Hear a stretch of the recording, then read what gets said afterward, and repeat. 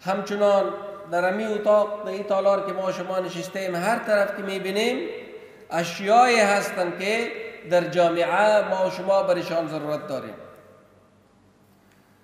به خاطر جور کردن همین اشیا و اجناس و وسایط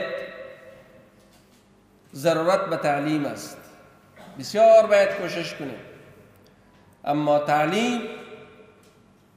تعلیم در پرتو اسلام، در دایره اسلام، با فکر اسلامی، متاسفانه که یک میراث یورشگرا به مردم ما شما، نه تنها در افغانستان، در همه جامعه اسلامی این است که کوشش کردند که دین و سیاست را جدا نگاه کند.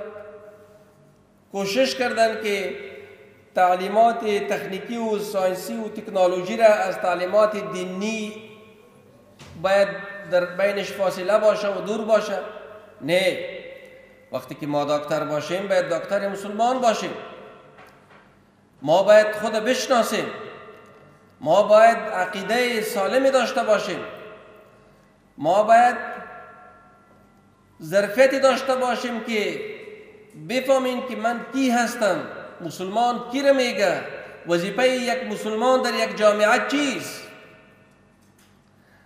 نه او انجینر و دکتری که حد اقل اگر برشان بگویی که برادر آزان کو، آزان یاد ندارم.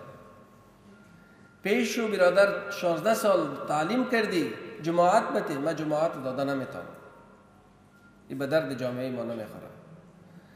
اگر تعلیم یافته میشویم و تعلیم میکنیم، باید